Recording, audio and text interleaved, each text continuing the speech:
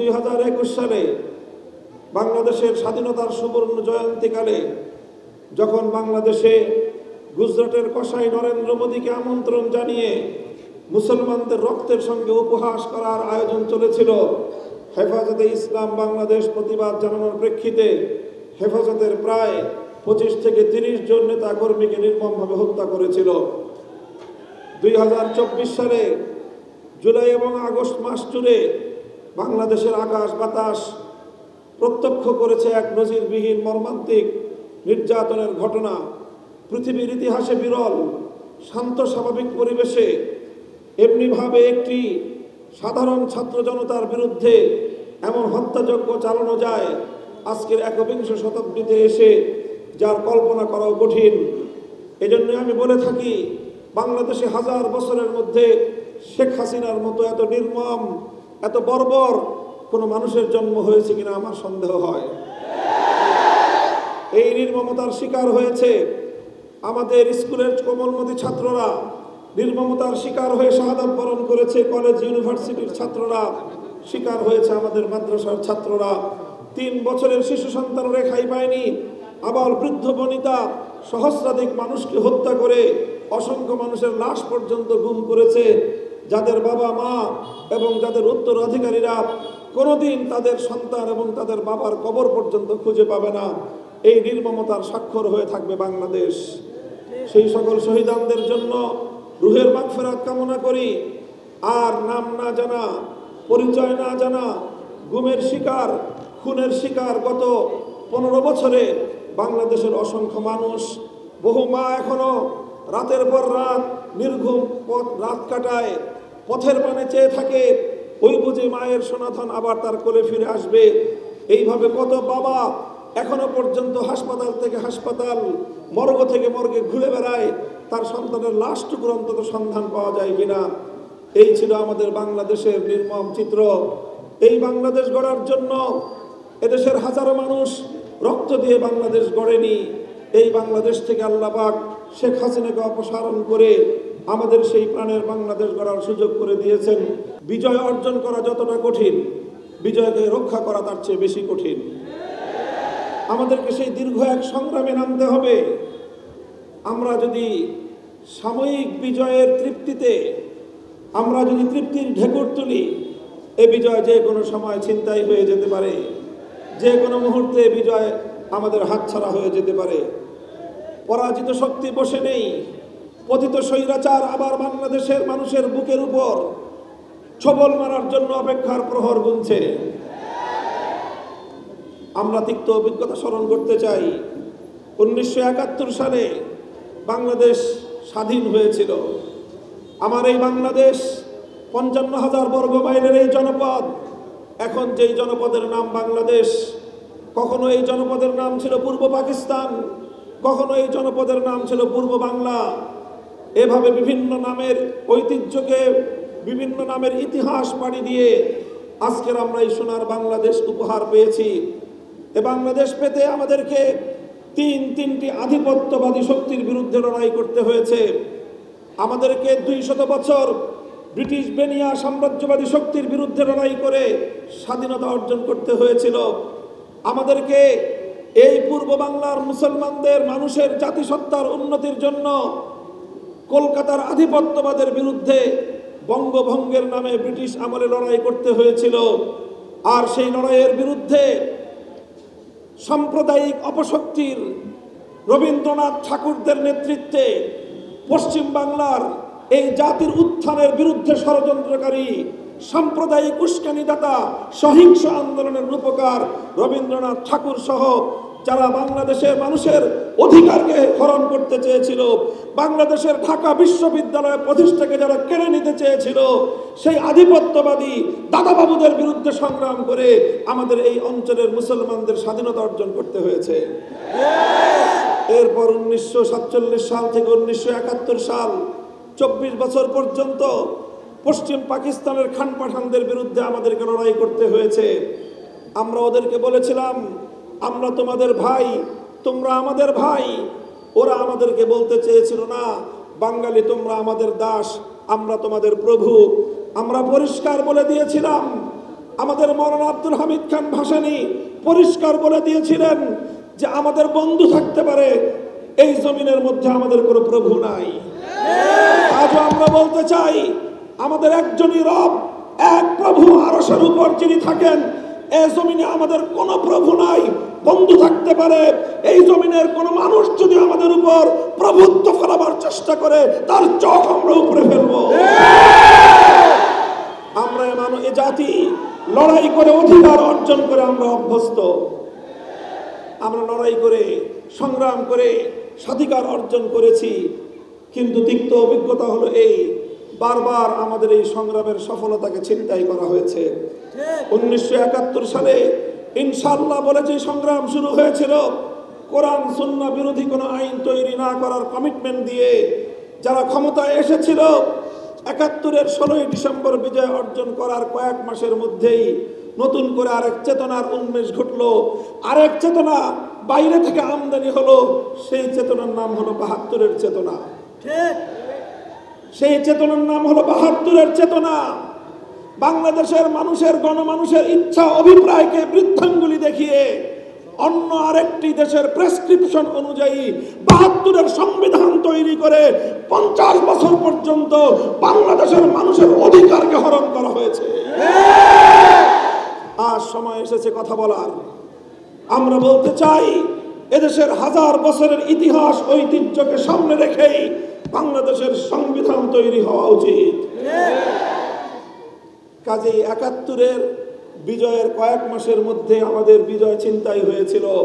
2024 সালের আগস্ট বিপ্লবের পর, যেটাকে এদেশের তরুণ প্রজন্ম দ্বিতীয় স্বাধীনতার যুদ্ধ বলে আখ্যায়িত করছে, এই দ্বিতীয় স্বাধীনতার পর আজও আবার সেই পরাজিত শক্তি পেছন দরজা দিয়ে আমাদের পিঠে ছুরিকাঘাত করবার চেষ্টা করছে।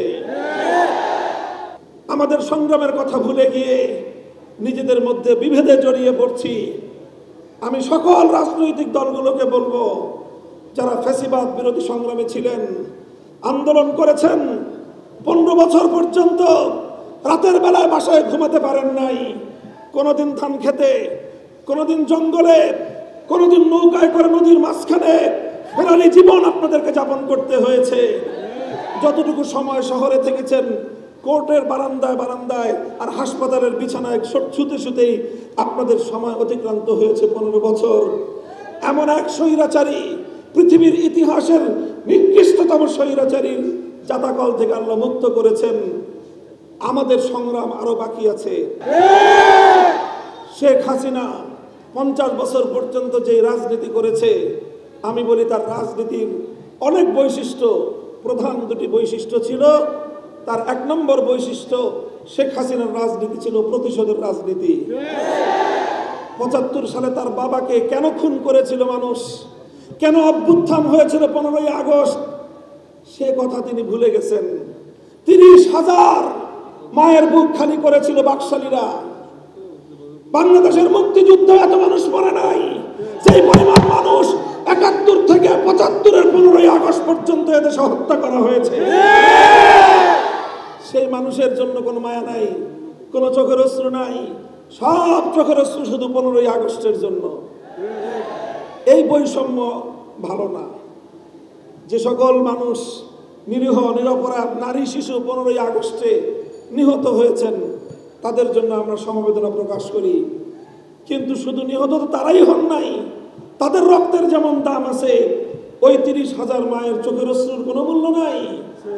যাদের সন্তানদেরকে, তরতাজা তাগড়া তাগড়া যুবকদেরকে তুলে নিয়ে গিয়ে আপনার বাবা হত্যা করেছিল, সিরাজ শিকদারদের জীবনের কোনো মূল্য ছিল না। যাই হোক, পুরাতন হিসাব, ওই হিসাবে আমি যেতে চাই না।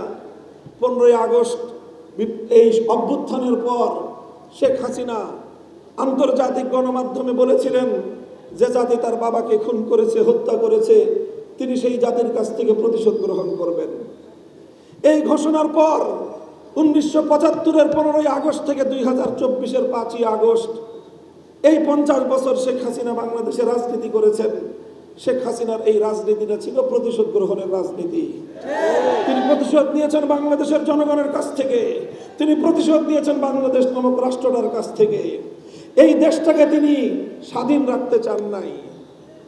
দেখেন না কথায় কথায় বলতো বিদ্যুৎ দিয়েছি, বেশি কথা বললে বিদ্যুতের সব সুইচ বন্ধ করে ঘরে বসে থাকবো। বলতেন এই মোবাইল ফোন দিয়েছে কে? উনি মোবাইল ফোন দিয়েছিলেন, উনি বাংলাদেশে ইন্টারনেট দিয়েছিলেন। সারা পৃথিবীর মানুষ যখন মোবাইল ব্যবহার করে অগ্রসর হয়ে গেছে, বাংলাদেশে নাকি জনগণকে উনি মোবাইল দেন। এই ছিল ওনার ভাবখানা। পদ্মা সেতুটা মনে হয় যে ওনার বাপদাদার টাকা দিয়ে উনি বানায় দিয়েছিলেন। এই অবস্থা করতেন। এই অবস্থা করে তিনি তিনি এই বাংলাদেশটা সম্পর্কে তার ধারণা এটাই ছিল, বেশি বাড়াবাড়ি করবা, বাংলাদেশটাকে ভারতের অঙ্গরাজ্য বানায় দিব। এটা ছিল তার রাজনীতি। এজন্য ভারতে গিয়ে তিনি মাথার মধ্যে তিলক পরেন। সেখানে তাকে মুখ্যমন্ত্রীর ঘোষণা দেওয়া হয়, তিনি মুস্কি মুস্কি হাসেন। বাংলাদেশের মানুষ সেদিনই বলে দিয়েছিল, বাংলাদেশের ক্ষমতার মস্তদে আমরা স্বাধীন আত্মমর্যাদা সম্পন্ন প্রধানমন্ত্রী চাই, তিলকপরি মুখ্যমন্ত্রী দেখতে চাই না।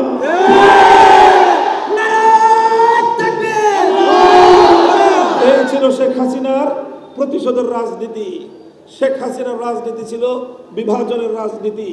2024 সালের ছাত্র জনতার অভ্যুত্থানের মাধ্যমে তার বিভাজনের রাজনীতি পরাজিত হয়ে বাংলাদেশের মানুষের মধ্যে অভূতপূর্ব ঐক্য সূচিত হয়েছিল। এই ঐক্যই ছিল বাংলাদেশের আগস্ট বিপ্লবের শক্তি।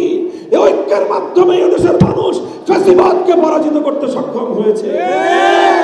এই ঐক্যটা আমাদের ধরে রাখতে হবে। এই ঐক্য যদি আমরা ধরে রাখতে না পারি, বিএনপি, জামাতে ইসলাম, হেফাজতে ইসলাম, আমরা কেউ এদেশে নিরাপদে থাকতে পারবো না।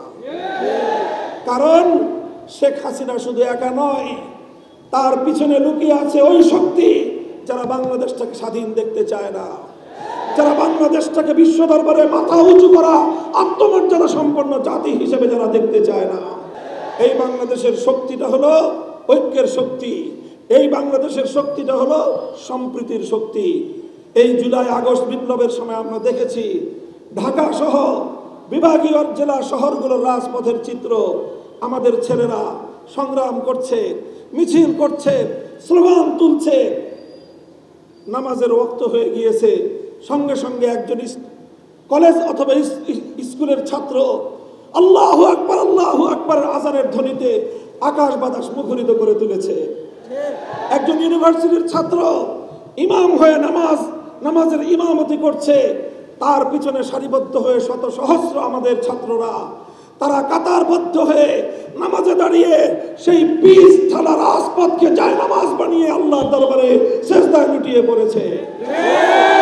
আর এরপরে নামাজের পরে খোদার দরবারে ফরিয়াদের হাত উত্তোলন করে চোখের অশ্রু ছেড়ে দিয়ে আল্লাহর সাহায্য কামনা করেছে। এরপরেই 5ই আগস্ট সফল হয়েছে। কাজে মনে রাখতে হবে, এই আগস্ট বিপ্লব ইসলামের নামে হয়েছে। এই আগস্ট বিপ্লব আল্লাহর কাছে ফরিয়াদ জানিয়ে হয়েছে। এই আগস্ট বিপ্লব আল্লাহু আকবারের আওয়াজ এবং ধ্বনি উচ্চারণ করে হয়েছে।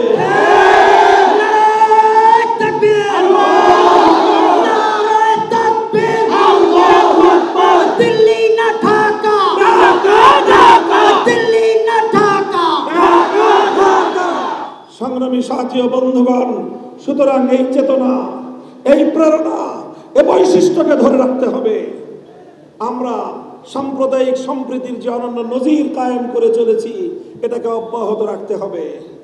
মনে রাখতে হবে, আগে বাংলাদেশের বৈশিষ্ট্য ছিল, একটা শক্তি ছিল শেখ হাসিনার পালিত শক্তি, হাতুড়ি লীগ, হেলমেট লীগ।